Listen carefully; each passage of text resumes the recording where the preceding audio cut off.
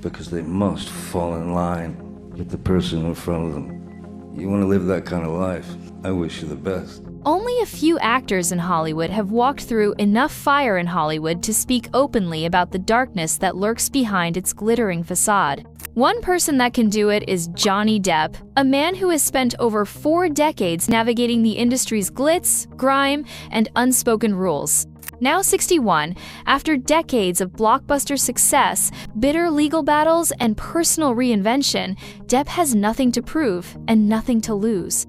In a stunning revelation that has sent shockwaves through the entertainment world, the actor has openly named 6 individuals he believes are the most evil people in Hollywood.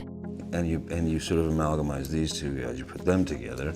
These aren't random call-outs. They're powerful figures, he claims, hide behind charm, influence, and public adoration while pulling strings in ways most fans would never imagine.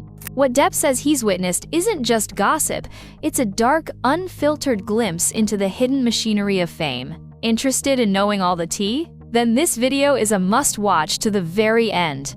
You will be surprised to find out who is on the number 2 spot. Let's kick off with number 6, Charlie Sheen. It's all my mom's fault. Shut up. Shut up. Stop. Move forward. Charlie Sheen's career had been gilded from the start.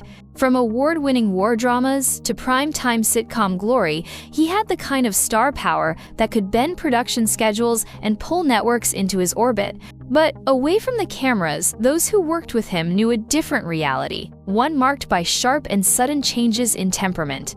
Just like Sheen, Depp's performance in war dramas stood out, and having spent enough years in the business to recognize patterns of manipulation, Depp saw Sheen's behavior not as the harmless eccentricity of a troubled star, but as a form of calculated dominance that remains very bad for others. According to Depp, Sheen's public charm hides a far more dangerous reality. Depp says he has seen enough of Sheen's behavior over the years to believe he is one of the most harmful people in Hollywood. Depp describes Sheen as someone whose personality can shift without warning. One moment, he is the life of the room, making jokes and winning people over. The next, he is explosive and hostile, creating a wave of tension that spreads through everyone around him. These sudden shifts, which many connected to Sheen's bipolar nature, made it nearly impossible for colleagues to feel safe or stable while working with him. Crew members would quietly watch for signs of a mood change, knowing it could derail the entire day's work. On film and television sets, Depp says Sheen's clashes with colleagues were not occasional, they were constant. Arguments with directors over creative choices could stretch for hours. Sort of up in arms about my behavior. And then I'd never seen a sketch he'd done on his old show. Sometimes Sheen would refuse to perform a scene as written or would suddenly walk away from the set, forcing production to grind to a halt. According to Depp, this wasn't just unprofessional, it was a calculated use of power, knowing the production depended on him and would bend to his will. And given his bipolar diagnosis, criticisms of Sheen often backfired, with the focus shifting to the accuser rather than addressing the problematic behavior. Meanwhile, Sheen's actions caused significant distress and inconvenience to those around him, yet he largely avoided accountability. More importantly, Sheen's celebrity status meant he could get away with disruptions that would have ended the careers of lesser-known actors. The unspoken message was clear: rules applied to others, not to him. Beyond his work life, Depp points to Sheen's history with women as deeply troubling. Over the years, multiple partners and acquaintances have accused Sheen of threats, intimidation, and physical violence. Depp believes these are not isolated mistakes, but part of a larger pattern, a cycle of charm, control, and aggression. In his eyes, this shows a disregard for boundaries and a willingness to harm without concern for the impact. Depp also talks about the wider effect of Sheen's behavior on the industry. Crew leaders have described his sets as toxic environments where everyone is on edge. Publicists have been left scrambling to cover up incidents before they reach the press. Producers have had to factor in extra costs and delays just to account for his unpredictability. Even so, studios continued to hire him for years because his name could draw massive audiences. For Depp, calling Sheen evil is not about exaggeration. It's about naming what he sees as deliberate harm. In his view, Sheen's mix of charm, volatility, and immunity from consequences makes him a dangerous figure in Hollywood. It is a kind of evil that doesn't wear a mask, it smiles for the cameras, shakes hands, and signs autographs, all while leaving a trail of damage behind the scenes. Number 5. Cheryl Boone Isaac. On behalf of the Academy, congratulations to all the nominees and Oscar winners. Cheryl Boone Isaacs built her career as one of the most influential figures in Hollywood publicity and film marketing. Over 4 decades, she worked on campaigns for blockbuster hits like Forrest Gump, Braveheart, and The King's Speech. She became a respected strategist within Paramount Pictures, New Line Cinema, and her own marketing firm. In 2013, she made history as the first African-American and third woman to serve as president of the Academy of Motion Picture Arts and Sciences, the organization that runs the Oscars. Her tenure focused heavily on diversity reforms, global outreach, and reshaping the Academy's public image. According to Johnny Depp, however, her presidency also marked the beginning of one of the most isolating chapters of his career. He believes that under Boone Isaacs' leadership, Hollywood began to quietly distance itself from him, a process he describes as an unofficial but effective boycott. Depp recalls that during her years at the helm, invitations to major film events and award ceremonies began to disappear. He had been a regular presence at high-profile industry gatherings, but suddenly his name was no longer on the guest lists. Studios that once sought him out for leading roles became hesitant. Projects that seemed certain to move forward with his involvement stalled or quietly fell apart. While Boone Isaacs did not publicly target him, Depp believes the Academy's silence on his work sent a powerful message. In Hollywood, the Oscars are more than a ceremony, they act as a cultural compass. When the Academy celebrates someone, it can boost their career. When it ignores them, it can have the opposite effect. Depp says that during Boone Isaacs' presidency, the Academy's decision to keep him out of the spotlight encouraged the rest of the industry to do the same. He points to how his performances during that time, though praised by fans, went unrecognized by the major awards circuit. Film festivals that had once honored him stopped extending invitations. The conversation within the industry shifted from his decades of box office success to the controversies surrounding his personal life, and according to Depp, this was amplified by an environment where public perception mattered more than loyalty or fairness. Behind the scenes, producers, agents, and publicists began warning that working with him could harm a project's reputation. Even longtime collaborators grew cautious. Depp describes it as an invisible wall, no public blacklist, no official statements, just a slow, deliberate shutting of doors. They're looking at a deeper concept because they know what it takes. In his view, this was one of the most evil aspects of Boone Isaacs' leadership. By focusing on the Academy's image and cultural stance, she indirectly created a climate where certain names could be erased from Hollywood's conversation without a trial, without evidence being weighed, and without any formal process. For Depp, the Boone Isaacs era wasn't simply about being left out of award nominations. The Oscars' silence, he says, triggered a ripple effect. If the Academy ignored you, studios hesitated. If studios hesitated, so did directors, actors, and financiers. Soon, the work stopped coming, and in his eyes, that was the real power Hollywood held under Boone Isaacs' watch. Number 4. Jared Leto. About that building, I even had a little toy when I was a kid, a little metal replica. According to Johnny Depp, evil in Hollywood doesn't always come dressed as cruelty or aggression. Sometimes it wears the mask of eccentricity, strange, erratic, and unsettling. In his eyes, Jared Leto is the embodiment of that kind of weirdly evil, the sort that hides behind the label of method acting, but often crosses the line into disturbing territory. Leto's career has been built on intensity. He is known for disappearing into roles, often blurring the line between his character and himself. According to Depp, this dedication sometimes becomes an excuse for behavior that makes colleagues uncomfortable or even fearful. On the set of Suicide Squad, stories circulated of Leto sending cast members bizarre and grotesque gifts in the name of staying in character as the Joker, used condoms, a dead rat, and bullets among them. To Depp, these were not harmless pranks. They were calculated acts meant to shock, unsettle, and establish dominance over a set.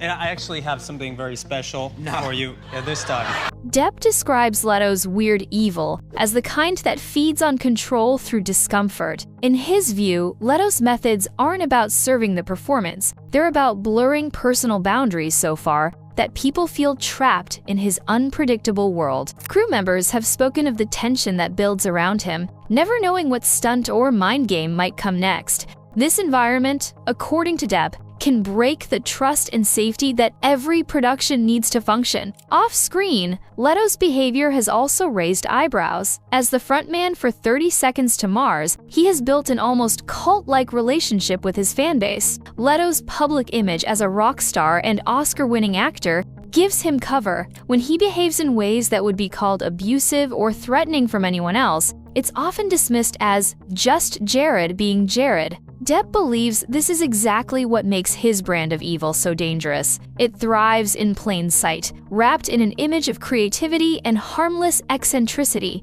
According to Depp, the pattern is clear: push boundaries under the guise of art, manipulate people into tolerating it. For Depp, Leto's actions show that evil in Hollywood doesn't always come with shouting matches or scandals. Sometimes, it's the quiet corrosion of boundaries, the performance of chaos for control's sake, and the unsettling knowledge that the person smiling at you might already be planning the next move to keep you off balance. Number 3. Steve Kloves.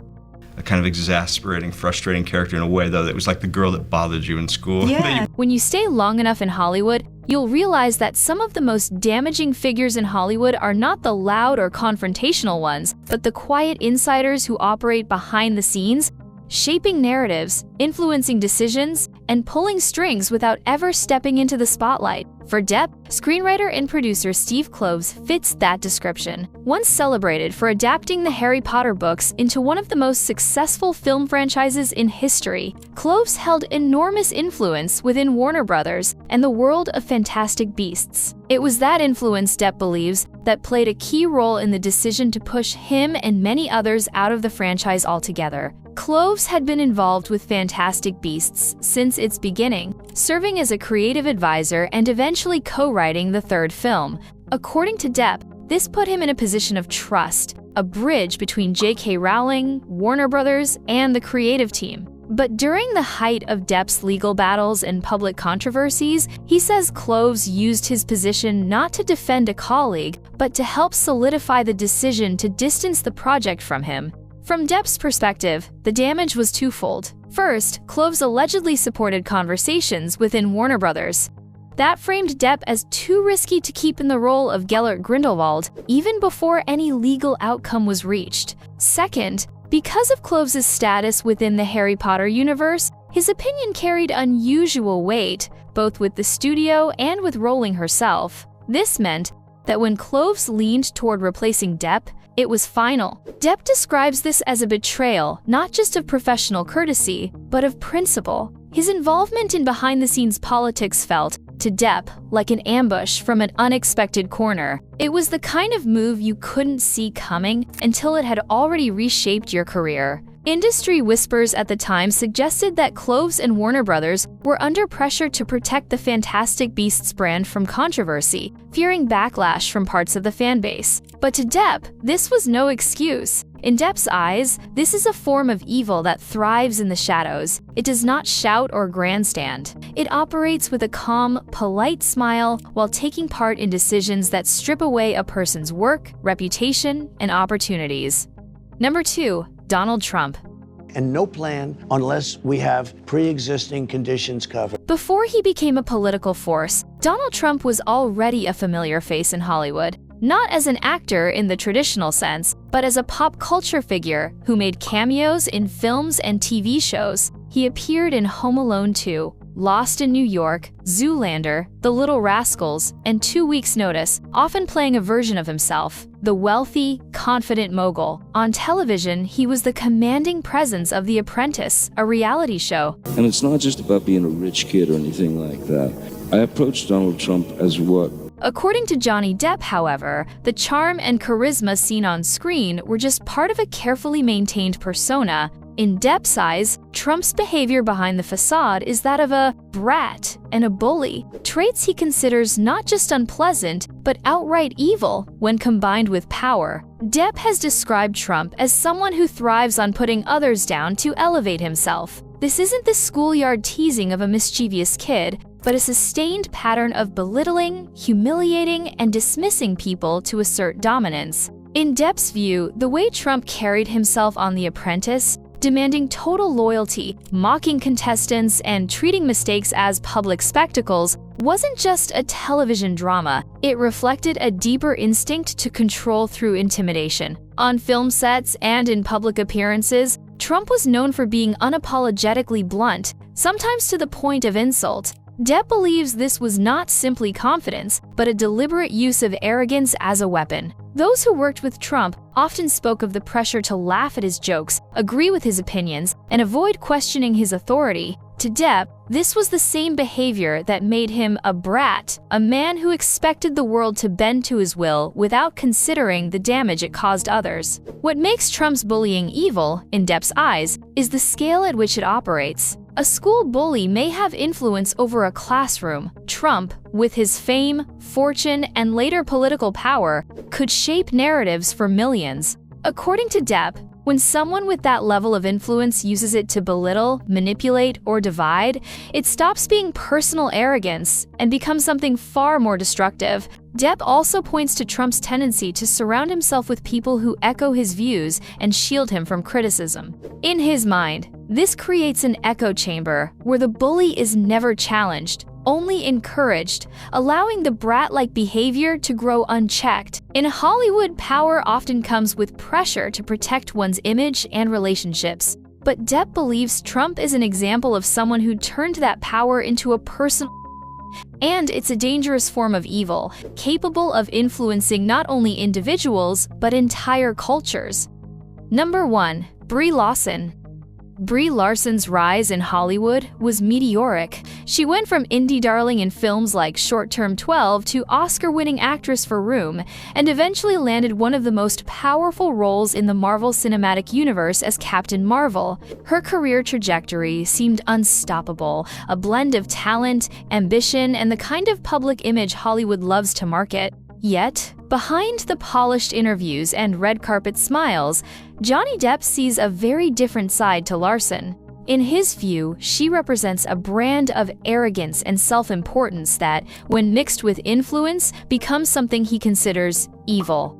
According to Depp, Larson's reputation for being difficult is not simply about high standards on set. It's about a pattern of behavior that alienates colleagues, belittles others' contributions, and dominates creative spaces in a way that shuts down collaboration. Stories have circulated of tense interactions during press tours, moments where Larson's body language and curt remarks made co-stars visibly uncomfortable. To Depp, this isn't harmless awkwardness. It's an intentional display of superiority designed to make sure she controls the narrative. One of the most cited examples of her divisive personality came during the Avengers Endgame promotional circuit. While some saw her outspoken confidence as a sign of empowerment, others saw it as condescension, cutting off co-stars mid-sentence, dismissing questions she didn't like, and making it clear that she considered herself the most important person in the room. Depp views this as a power play, the kind that thrives in Hollywood's ego-driven ecosystem.